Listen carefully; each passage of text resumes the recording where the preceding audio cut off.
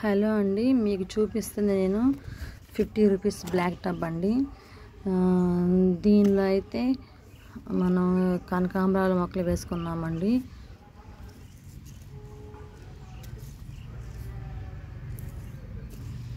కనకాంబరాల మొక్క వేసుకున్నామండి. ఫ్లవరింగ్ వచ్చింది వాటికి. వీటితో పాటు మనకి 2 టమోటా మొక్కలు ఉన్నాయండి. దీనిలోనే చూడండి ఎంత హెల్తీగా పెరిగినాయో. ఈ చిన్న బ్లాక్ టబ్లోనే ఇదొకటి 2 కనకాంబరాల మొక్కలు అండి. 2 టమాటా మొక్కలు కూడా చూడండి పూతకొచ్చినాయి.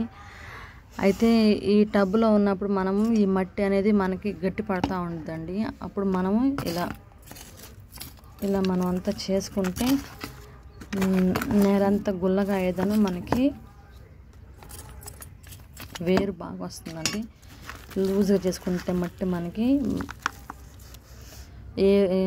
ఎయిర్ బాగా వేర్లకి బాగా వస్తుందండి. మళ్ళీ మనం చేస్తే మనం వేర్లు అనేవి ఇంకా బలంగా ఉంటాయి, గాలి తగిలేదను.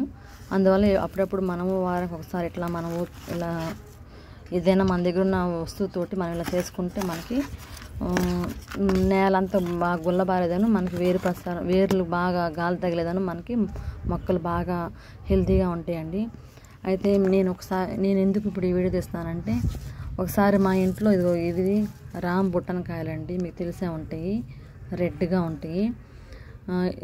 ఇవి మా దొడ్లో మా ఇంట్లో పాడైపోయినాయండి. పాడైపోతే నేను దాన్ని కంపోస్ట్ చేద్దామని ఇట్లా మొక్కలు ఉన్న చోట కొంచెం కుంటతో వేసేసానండి.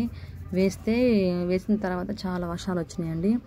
వచ్చాక చూడండి, రామ్ బుట్టన్ కాయలో నుంచి ఇదిగోండి సీడ్లో నుంచి మనకి ప్లాంట్ వచ్చిందండి. చూడండి, ఇదిగోండి ఇది రామ్ బుట్టన్ కాయ అండి. ఇది రామ్ బుట్టన్ కాయ. దానిలో నుంచి నేను వేస్ట్గా పడేసిన కంపోస్ట్ చేద్దామని వేసిన దాంట్లో నుంచి మనకి ఇదిగోండి మొలక వచ్చింది. చూడండి, ఇంకొకటి కూడా వచ్చిందండి.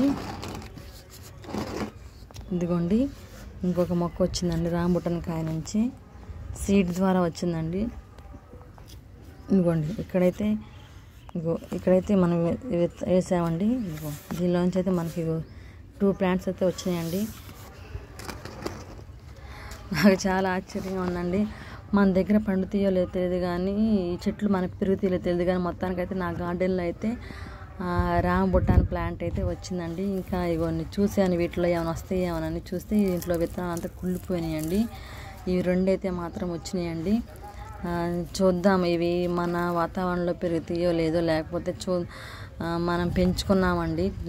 ఎప్పటికైనా దీన్ని ప్రత్యేకంగా ఒక టబ్బు కానీ పెట్టామంటే ఇంకా అది ఎప్పటికైనా సరే కాయని ఏమని చూద్దామండి.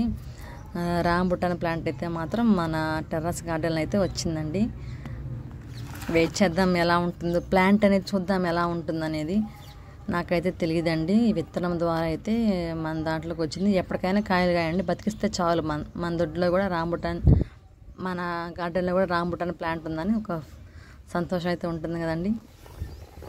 Thank you.